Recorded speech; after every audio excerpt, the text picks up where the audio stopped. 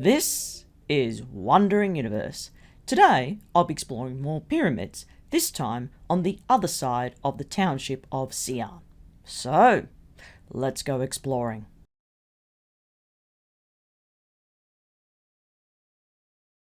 Okay, here we are. This is Earth, as you can see in front of you, floating out in space in the brilliant Milky Way galaxy. So, we're going to go back to China today. I'm going to move this big blue marble around, so here we go. Yes, there's a lot of water around this planet, isn't there? A lot of water. Okay, we're back in China once again. As you can see from the distance, the terrain is half lush green, mountainous terrain, and you've got a lot of dry desert plains right there. Now we're going to go in right close. So we're going to go in. Come with me. Come with me. Let's go exploring. As you can see, lots of little townships, lots of little provinces, lots of little individual states right here.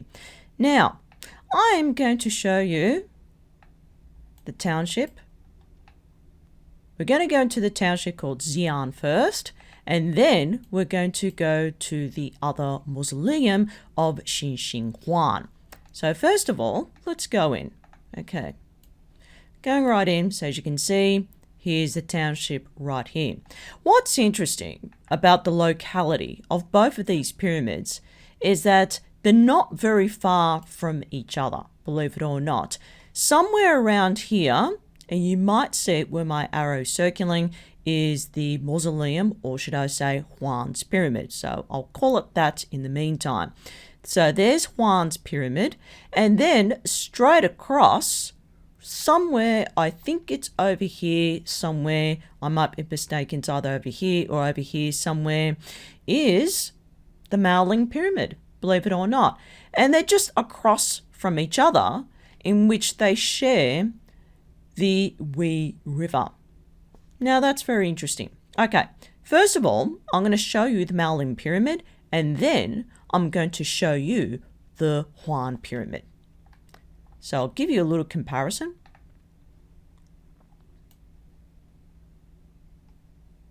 Here we go. So we're going closer. I'm going to go right close. Here we are. Okay, I don't need to type it in because it's just pretty obvious from this satellite image. Okay, so that right here is the Mausoleum Pyramid, aka the Great White Pyramid. I'm going to give you a 3D version of it.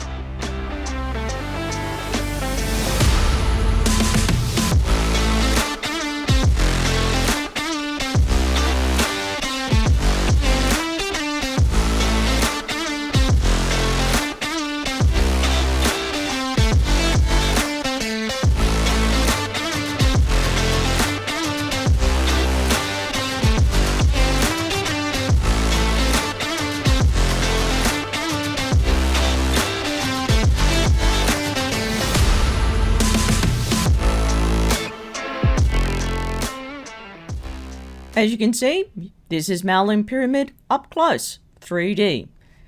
That's the biggest pyramid, the largest in all of China. Now, I'm going to take you further out. So I'll put this compass back in position. Let's go on from here. So let's go back. Okay, we're going to go back. So now you've seen this one. Let's go to the other side of the river. Okay. Now, I don't have to type it in because I know exactly where it is. You can virtually see it. Aha, here it is. See that? Look at that. You can virtually see it from a distance from space. It's not that hard to spot it. So there it is right there. That is Huang's pyramid, or if you want me to call it Qin Shi Huang, okay? Just so you don't get upset. And somewhere along here is around here, I think it's in this area right here, I could be wrong. Here we are. And over here is the Terracotta Army Warriors Museum, as you can see right here. And the tomb right here is about 1.2 kilometers further out from the main tomb or the main pyramid right here. I'm not sure why they buried those soldiers at such a great distance from the tomb. Maybe it's to ward off tomb raiders and other potential robbers that may go inside and destroy the place, maybe destruct the place from within after they've robbed all the treasure. Supposedly there's treasure inside this pyramid. So let's have a look at this pyramid. I'm going to give you a closer version. Go right in. Here we are. Wow, now that's really up close. As you can see all the sides? There's actually 1, 2, 3, 4 sides. And there's a flat top right here. This kind of pyramidal design looks very similar, kind of like that of the Giza pyramids and also the pyramids in Mexico City that I showed you in a previous video, where they're mostly flat topped, and also the Mayan pyramids that the Incas built long time ago. So the actual design itself and the way it's been engineered is close to it. We don't know what's buried underneath this so-called soil, rammed earth clay soil layer. I'd say it looks very deceptively green because underneath it, I reckon there's a lot of stone. It could be limestone or some other stone they used in order to make this structure perfectly. To align the slopes on each side perfectly, you have to use stone. I find it implausible that you can use ram earth alone to create this precise structure that you can see right here. I find it virtually impossible. All right, let's go down on the ground right here and enjoy. Take it in.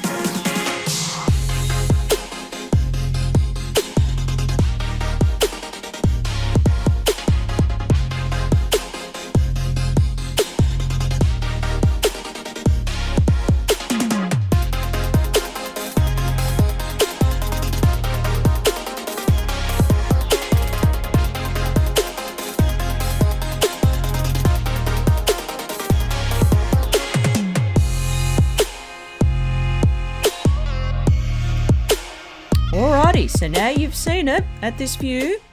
Going to turn it around, back to how it was, back to a satellite view. And as you can see, there's the Terracotta Army, close proximity. There's other tombs surrounding it that may contain more artifacts. I'm going to take you out.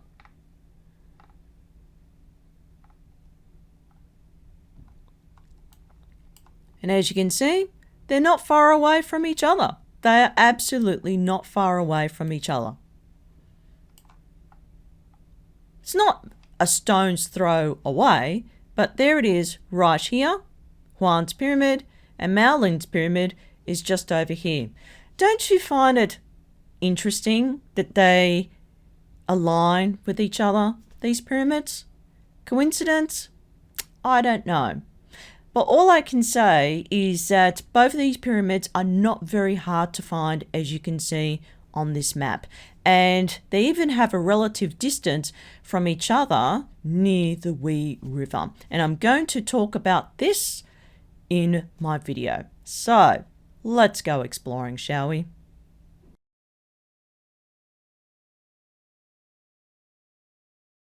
China is a huge continent. Not just for its rich mountain terrain and sandy desert plains, it also has pyramids.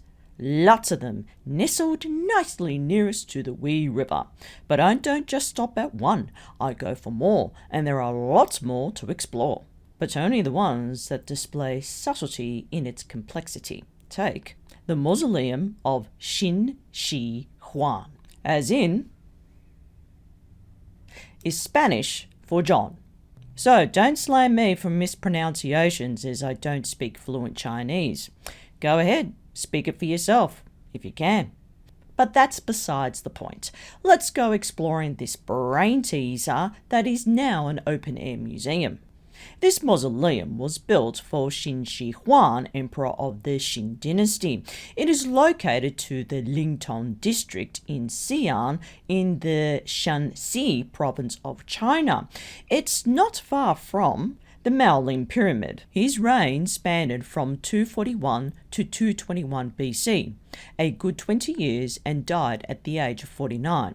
His birth name is either Jing, Sheng, or Xiao Sheng at birth. Let's set aside this bloke for a moment and focus on the pyramid itself. It was built from 246 to 208 BC and commissioned by the very man himself. It took 38 years to construct the complex compared to the Mausoleum Pyramid, 53 years. You see, this brute of an emperor who was self-obsessed about ruling China for himself ordered the construction of a defense wall, the Great Wall of China. This perplexing maze monster of a wall was to end the never-ending warfare between two nomadic rivals, one in the north and the Zhongyu tribes in the northwest. So, to defend the northern frontier from future onslaught, he erected this wall. Think of the Soviets who constructed the Great Wall of Germany soon after the end of World War II. To note, there is no surviving records of how long and how wide the Great Wall of China was supposed to be. Therefore, there is no blueprint for this monstrosity. Thankfully, most of the wall had eroded away over the thousands of years. The cost is unknown. Potentially, the finance was raised from the stolen gold treasure from aristocratic royals in neighbouring states. It is claimed that millions of workers died during the course of construction. Unlike the fabrication of the Qin Shi Huang Pyramid, the Great Wall was originally made from rammed earth, clay, soil, stones and wood. The use of bricks, cement and stone didn't come about until the 14th century under the Ming era. Okay, so he was a self-obsessed, power-hungry maniac who had a thirst for world domination. He developed a centralized power system over the conquered kingdoms that were governed by aristocratic royals and landlords who were clueless at running their own lives. Humans have a surefire way of repeating sick history. Back to the pyramid. Although he commissioned the development of the pyramid, he did not build it with his own bare hands. He employed his entourage officials to do the dirty work. They, in turn, grabbed hundreds of unpaid labourers from all over to shove dirt around to create this pyramidal structure at their expense. Here is a video from Ageless Rock that introduces this design concept of the pyramid.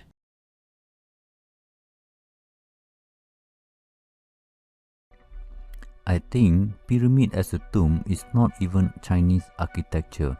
Pyramids as tombs are mainstream perception. It is a tomb even when there is no bone to be found. What are the odds that kings around the world want their tombs to be pyramid-shaped? I find it strange that the first emperor of China has a pyramid tomb with a flat top, just like pyramids around the world. However, this monument has yet to be excavated. So how did anyone conclude there is even a dead body inside this pyramid?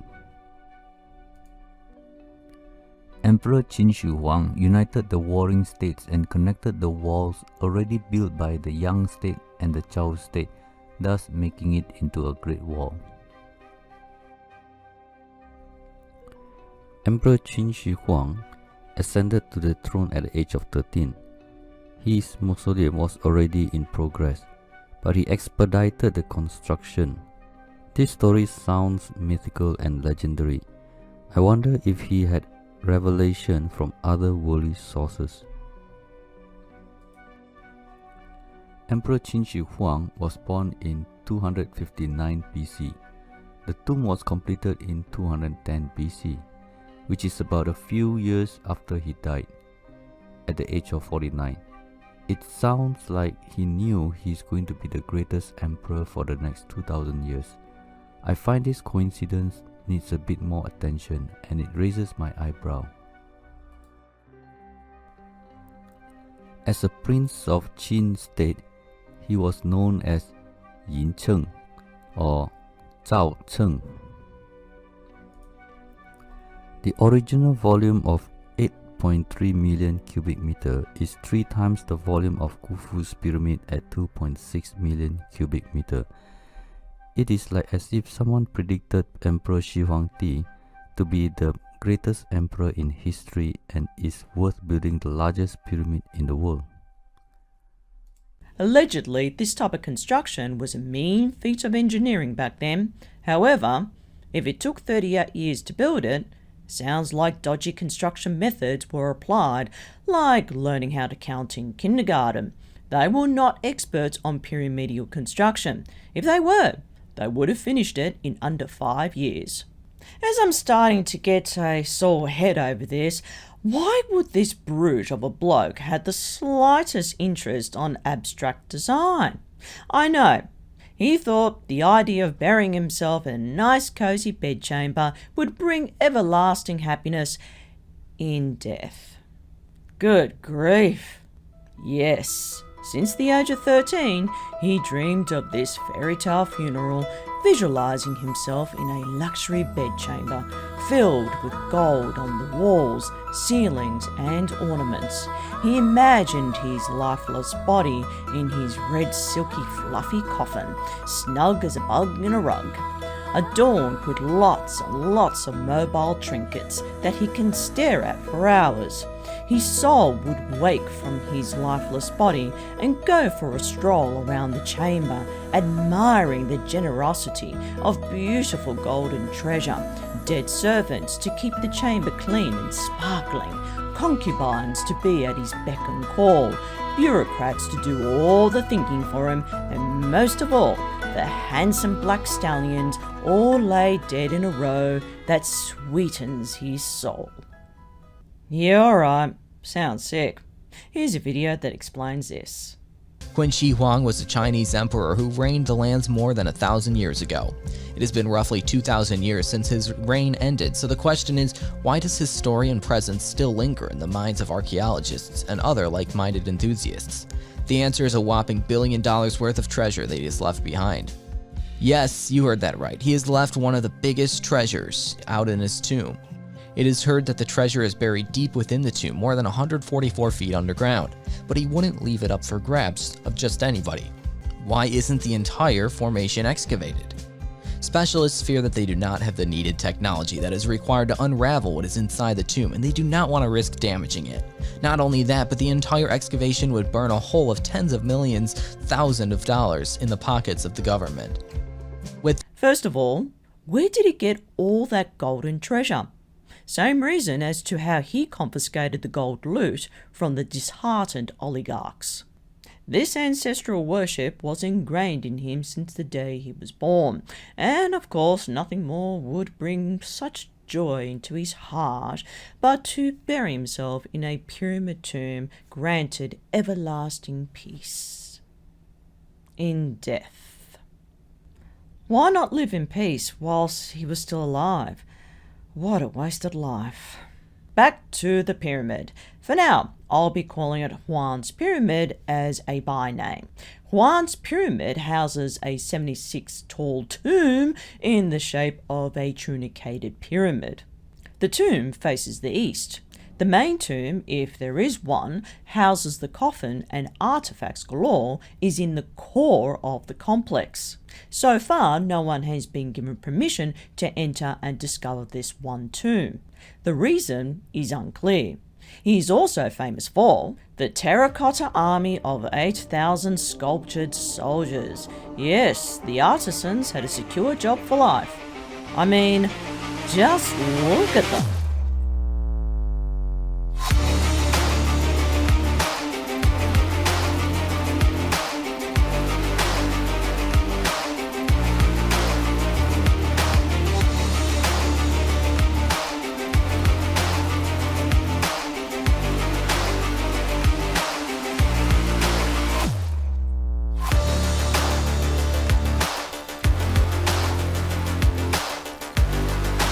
It was discovered in 1974 by a group of farmers who had nothing better to do but dig up a well. Then they hit the jackpot. Not just one or two pits, in all three pits. Two of them are the size of 2 football fields combined, and archaeologists are still finding more of these stone things in more pits. This complex is 1.22 kilometers away from the pyramid.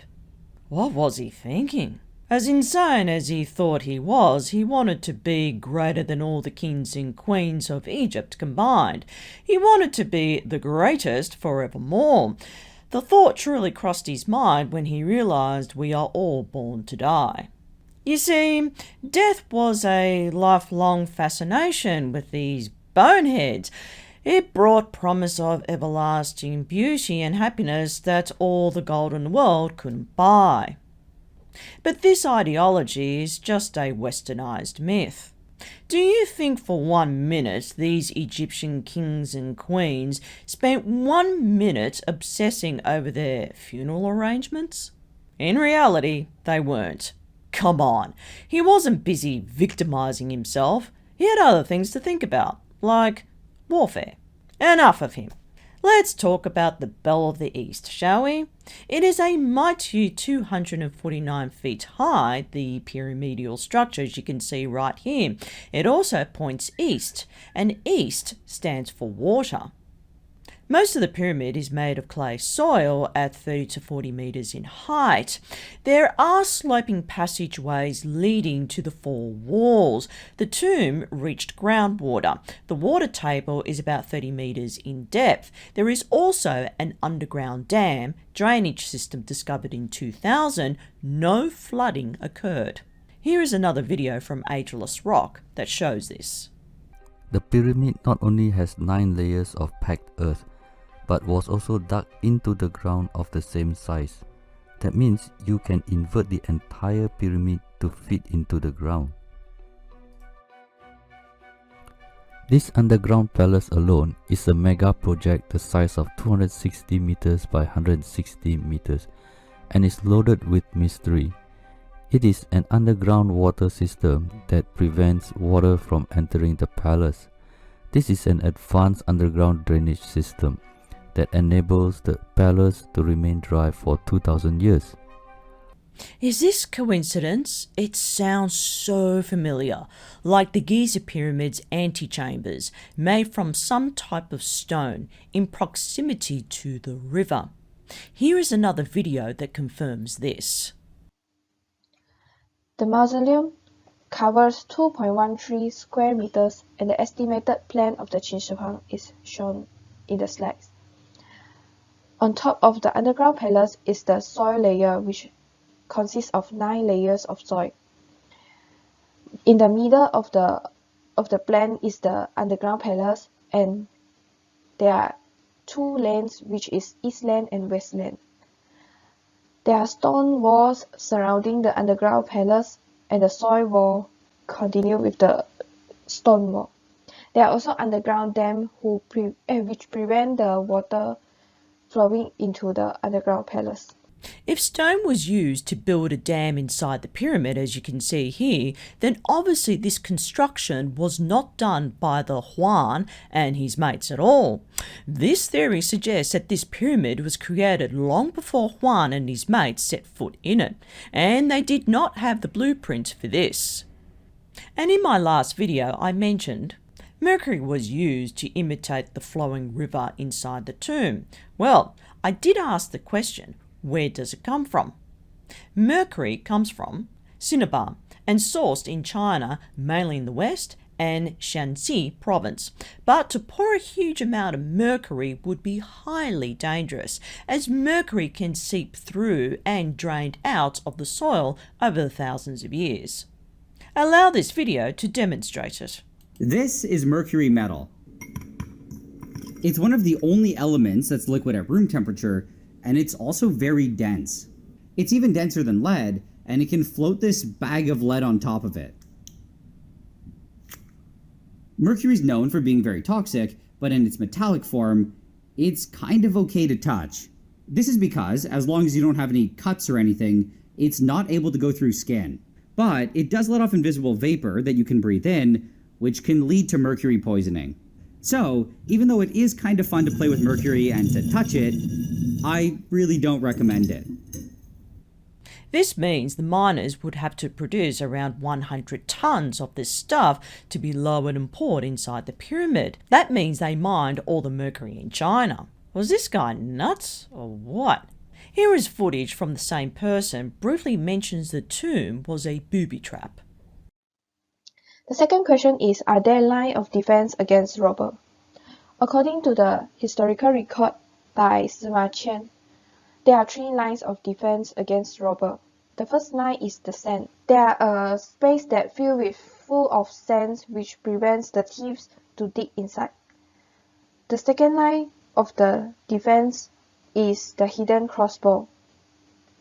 It is said that there are devices that could be triggered and the hidden crossbow will shoot from every direction. The third line of the defense is the mercury steam as stated just now.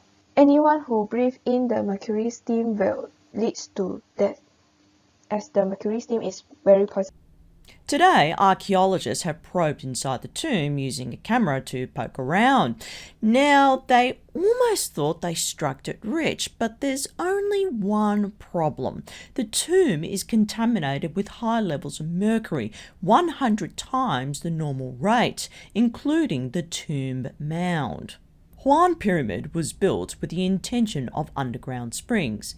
There are numerous watercourses and springs in the vicinity of the area, so it explains why it's facing east. But Huang didn't know that. Okay, water. What was this pyramid used for? Here's a hint. There is a shitload of mercury lying around. This poisonous stuff was contaminated within the soil surrounding the pyramid and nearby plains, that it can act an electrical conductivity on the surface if there is metal particles in the soil. I do not believe wholeheartedly that one pyramid was constructed for the purpose of burying one person inside it. One person. What a waste of space. Furthermore, it's not open to the public. That means there isn't a tomb inside. There could be a chamber similar to that in Khufu Pyramid, but this pyramid was not intended to bury the dead. And what raised my skeptical eyebrow was it never suffered one form of damage or destruction by anyone after his death.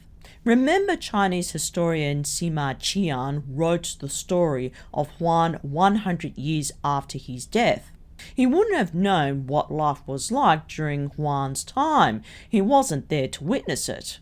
So how can he recall Huang's glamorized funeral? It's like writing about 1917, the end of World War I, when you weren't born till 100 years later. It's not a reliable account. Here's a quote from Sima Qian. They dug through 3 layers of groundwater and poured in bronze for the outer coffin. Palaces and scenic towers for 100 officials were constructed, and the tomb was filled with rare artifacts and wonderful treasure. Okay, so here is a diagram they imagined how it might have looked. He even stated that the mercury was used to simulate 100 rivers, the Shanxi River. The chamber itself was decorated with heavenly constellations, and below it, the land. He elaborates a bit further on the tomb. Therefore, after the funeral ceremonies had completed and the treasures hidden away, the inner passageway was blocked and the outer gate lowered, immediately trapping all the workers and craftsmen inside. Trees and vegetations were then planted on the tomb mound such that it resembles a hill. Here is Ageless Rock briefly mentions this account. Sima Qian recorded the history of Emperor Qin Shi Huang. Strangely, he did not mention anything about pyramids despite over hundreds in Xi'an. It is highly unlikely that Chinese were once interested in true pyramids with flat top facing north. I'm still not convinced that rammed earth, that is clay soil, justifies manufacturing mud bricks at a snail's pace. has hardened the surface over the thousands of years. It's a marvel achievement to have withstood the test of time if that were the case. And besides, the tomb within would have collapsed along with the structure hundreds of years earlier. The way I see it, the clay soil on the outer layer of the pyramid is merely cladding, just like limestone casing along the slopes of the Giza pyramids. I believe there is solid stone block walling buried underneath the clay tree riddled layer, but it doesn't explain why 2 stone block pyramids further away from Xi'an were supposedly constructed during Huan and Wu's time. They didn't plant trees along the outer slopes. But get this, rumor has it that this Emperor Huang was not buried inside this pyramid. He was buried at another location. Here is footage from Ageless Rock, who explains this. The emperor died in Xingtai during summer. To carry his body in a coffin across a distance of 700 kilometers would need about 50 days. Rumors say his body was not buried in the mausoleum, as it would have been badly decomposed on its way. Could it be this bloke? What's also mystifying is that the appearance of Huan, including Wu, were not fully Chinese. He was believed to have looked mainly white European with some Chinese features. Is this what they don't want you to see? Think about it. Here is a segment from Robert Sepehr's video. Particularly because there's a huge amount of royalty rumored to be beneath the surface that no one has disturbed. One reason for the secrecy could be the fact that many of the ancient Chinese legends describe the early emperors with Caucasian features, which was reinforced by discoveries inside the first emperor's tomb, which predates the formal opening of the Silk Road, including European-specific mitochondrial DNA. Of course, this is in addition to the 4,000-year-old blonde Aryan mummies that have been discovered in China, some that have measured 6 foot 6 inches in height, found with swastikas etched onto their ancient artifacts, and DNA which speaks to their Aryan lineage. Alright, this pyramid housed the supposed dead body of Emperor Huang.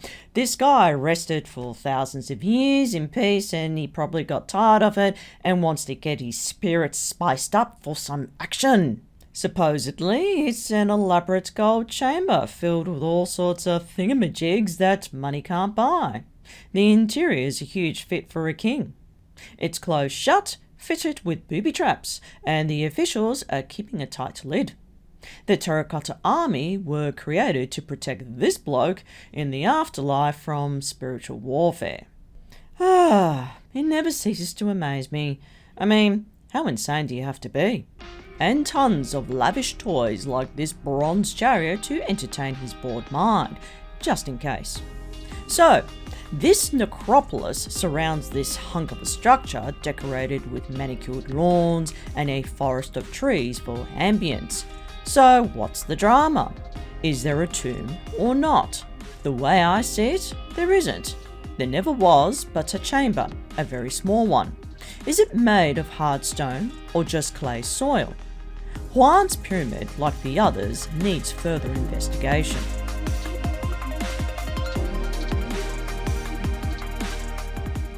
Why go through so much trouble to build this hunk of a structure? What's it all for in the end? It's like reading George Orwell's 1984 and trying real hard to replicate it in real life. It's impossible. It's a fictitious story. The same applies with the afterlife. It's just fantasy. You can't make it into a reality. Look how King Tut ended up. Along with his treasure goodies, it went nowhere. This superstitious ideology, longing for peace in death, is just mythology. Like the pyramid here and many others, were abandoned relics long before we set foot in them. All we did was give it a makeover, a full cosmetic renovation with full intention of fabricating the glorification of a living god that never was. If that's the only reason we built them for, well, it's an awful waste of space. I can tell you this right now, we did not build them. The others did. In the next video, I'll be exploring a small and interesting pyramid further away from Xi'an. That's all for now.